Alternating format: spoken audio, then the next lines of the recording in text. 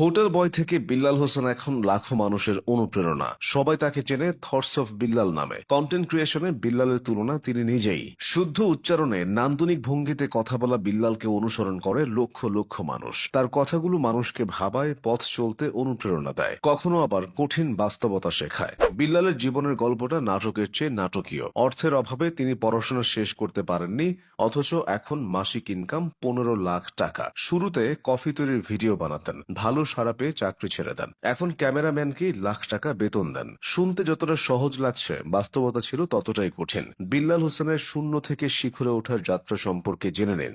বিল্লাল শেরপুর জেলার নকলা উপজেলার ছেলে। এখানকার হুজুরিকান্দা গ্রামে তার জন্ম ও বেড়ে ওঠা। বিল্লালের বাবা মরহুম আবুল কালাম ও মা মজিদা খাতুন। তিনি এইচএসসি পাশ করেছেন চন্দ্রকোনা ডিগ্রি কলেজ থেকে। এরপর জাতীয় বিশ্ববিদ্যালয় থেকে গণিতে অনার্স শুরু করেছিলেন, তবে আর্থিক অসচ্ছলতার কারণে পড়াশোনা এগিয়ে নিতে